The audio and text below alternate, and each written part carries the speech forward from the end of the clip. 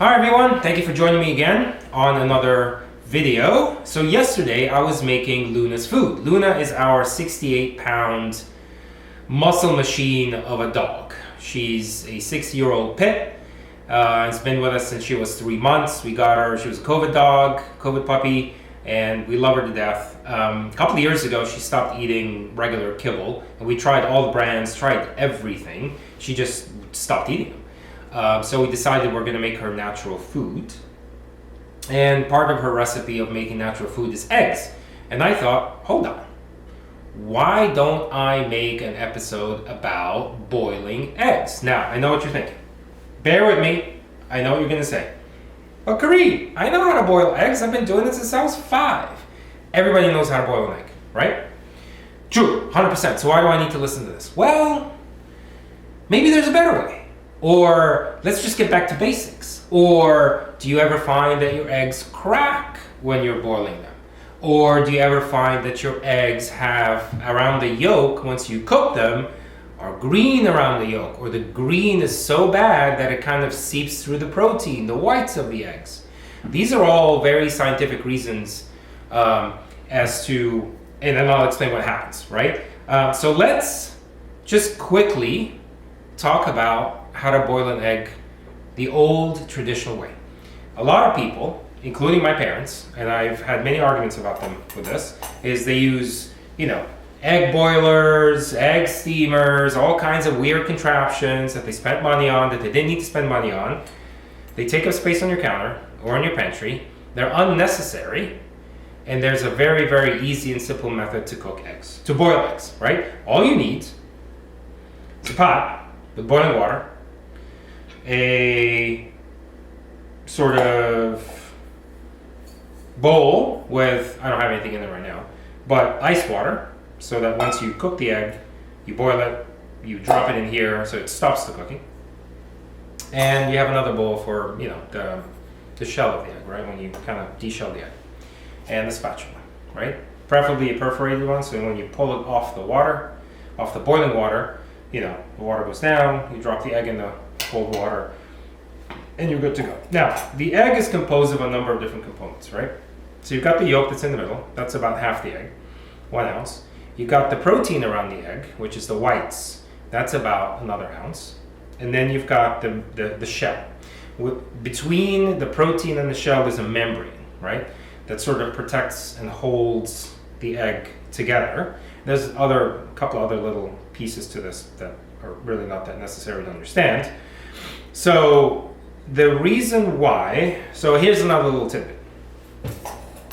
Well, actually, no, let's go into boiling eggs. So the idea about the proper method to boil an egg is the following. You get the egg to room temperature, and then you drop it in boiling water.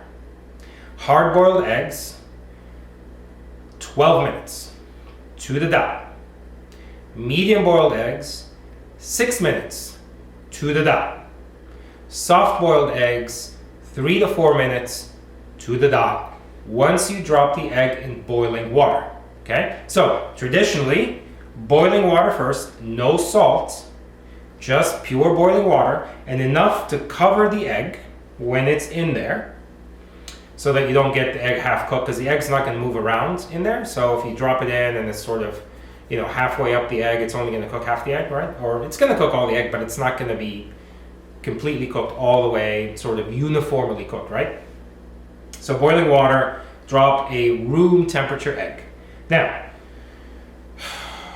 a lot of us in the morning, we eat boiled eggs in the morning. We get up, between showering, shaving, trying on, 3 or 4 different outfits and all that stuff. Who has time to sit around for about 30 minutes once you take the egg out of the fridge, depending how cold your fridge is, 30 minutes, maybe longer, for the egg to get to room temperature, right? None of us have that time. So, another way to do this, the French will hate me for saying this, but you can drop a cold egg in cold water. You drop it in cold water, you turn on, which is what I'm doing now, and you turn on your stove. High heat, full boil, 12 minutes. Now, you start the 12-minute countdown when the water starts to boil. Not when you drop the egg in there, when the water starts to boil. If you drop a room temperature egg in boiling water, you start the timer immediately because the water is already boiling. If you drop a cold egg in cold water and you start boiling it, or you start heating it up, once it reaches a boil, that's when you start your timer. 12 minutes, hard boiled, 6 minutes, medium boiled, and 3 to 4 minutes, soft boiled. Never, ever, ever, I'm looking at you, drop a cold egg in boiling water. Okay? What's going to happen is that the shell's going to crack most of the time. Okay? So that's what happens when you get shells that crack, right? You probably dropped a cold egg in boiling water, or the shell already had a hairline fracture in it, and it just kind of expanded when it got in the water. Okay, why do people put salt in the water? Oh, my mom taught me to put a little salt in the water. Why? There is no rhyme. There is no, if the egg and the shell is completely intact, no fractures, nothing, the salt does nothing. Okay, just does nothing. The salt does come in handy if the egg cracks and the protein, the whites start to seep out. The salt will congeal the protein. So, all right, so just it's not a mess in the water. It's just going to kind of congeal around the egg. But we don't want to crack the egg anyway, so let's not use salt. Let's do it correctly. So if you don't have time to get the egg, pull it out of the fridge, and get it to room temperature, then go ahead and use cold water. Drop the egg in there gently. Don't slam it in there so that it cracks. Drop the egg in there gently and start heating up the water. Once the water hits boiling, once the water starts boiling, that's when you start your timer. 12 minutes hard, 6 minutes medium, 3 to 4 minutes soft. Great. Once that timer goes off, and I'm not going to boil it. I might boil it and can show you sort of the result of a hard-boiled egg. But once the timer goes off, you immediately turn off the heat and immediately, using a perforated spatula, take the egg out of the boiling water and drop it in ice cold water. Okay? You can also just drop it into a bowl and just throw it under very, very cold running water. You can do that, that's fine. Either way, what you want to do is you want it to stop cooking. Now, why do my eggs, or when I go to restaurants sometimes and I ask for hard-boiled eggs, or I'm in some kind of an Asian restaurant and the eggs have a lot of green film around the yolk? The reason is because it's overcooked. So that's what green around the yolk means. The egg has been overcooked and the fat's been overcooked, and it just honestly tastes like garbage. Okay? So never eat an egg that has a lot of green around the yolk. It's been overcooked, just toss it, ask for something else if you're in the restaurant, and tell them not to overcook it. They probably cooked it right, and then just turn off the water, just let it sit, because they've got 15,000 other things going on at the same time, and if it sits in hot water, it will continue to cook, right? So you don't want to do that. That's why please just take the egg, put it in cold or iced water, or run it under a cold tap, fine, for a few seconds until it kind of gets back down to effectively either cold or at least room temperature, right? And then deshell it and enjoy. You don't ever want to serve a cracked egg to anybody. That's just bad form. It looks like garbage and nobody wants that. And plus you want to cook an egg correctly, which is what I'm trying to share with you how to do. So that's it, right? So why do eggs have to be in the fridge? That's a good question. Thanks for asking that, Kareem. Why don't you tell us? Okay, so traditionally, and this is dating back to the old days, when a chicken lays an egg, the egg has a membrane, a film around the shell.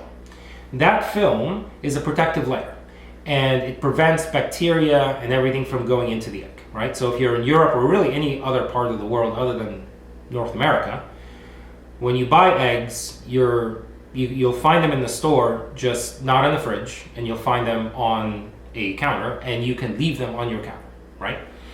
Because it has that protective film around it, and it won't allow any bacteria or any outside sort of contaminants to go into the egg, right? So why do we refrigerate our eggs in the United States? At least in the US, probably in North America, or at least maybe US and Canada, It's because the FDA has required that manufacturers or farmers or producers of eggs, from chicken farms and all that stuff, to wash these eggs. And I don't know if they just wash them in water. They probably wash it in some kind of a cleaning solution. Not good. But it is what we get here. Unless you go to a farm directly and buy your eggs, which is what I highly recommend. And then you can just leave them out on your countertop as long as they haven't washed them. Or have a chicken farm in your backyard. A buddy of mine had a chicken farm. Actually, if you watch the tiramisu and some of the pasta episodes, that same family that I was cooking with and hanging out with for New Year's, they had a chicken farm in their backyard at one point in time in Atlanta. And they were producing like, I don't know, 12, maybe 6. I don't know how many chickens they had, but I think chicken lays 1 egg a day. But they had a constant stream of eggs coming into the house. And they're a family of 6, so... And they eat a lot of eggs, so, they needed the chicken farm. Anyway, I digress. So the FDA has required that, producers of eggs have to wash the eggs in probably in some kind of a solution. We can look this up. Which is why, now, when that happens, the protective film around the shell, it's gone, right? So now, if they're not stored in the fridge, they will likely, if you leave them outside, they will likely... there's a potential that bacteria and other contaminants can go into the eggs and can potentially make you sick. So that's why in the US they have to get stored in the fridge. But anyway, that's just a little tidbit. And it's just for you to know that because they're cold in the fridge, then we have to put them in cold water unless you get them up to room temperature, have them sit out for 30 minutes or so while you're doing your makeup and putting on, trying out 3 different outfits in the morning, or for men while you're shaving and all that good stuff. And then, so either, room temperature egg in boiling water, or cold egg in cold water. And then once the water boils, that's when you start your counter. Again, 12 minutes for hard boiled, 6 minutes for medium boil, and 3 to 4 minutes for soft boil. And that's it. So, I don't know. Maybe I will boil the egg. I'm not really hungry. But what you should see when you sort of crack it and, deshell it and cut it through the middle is that you should see that the yolk is completely set.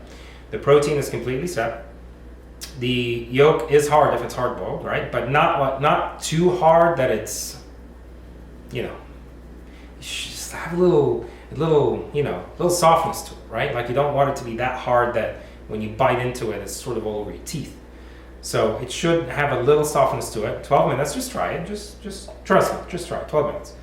And there should be no green ring around the yolk. If you have a green ring around the yolk, you either cooked it too long in boiling water, or you had it sit after I told you to take it and put it in an ice bath, or run it in the cold water. You had it sit in there, so it overcooked, or your timer's wrong, or something. You got distracted by the dog or your kids. Both valid excuses, but 12 minutes. That's it. Hope you enjoyed this episode, and I'll see you around for more. Thanks for joining.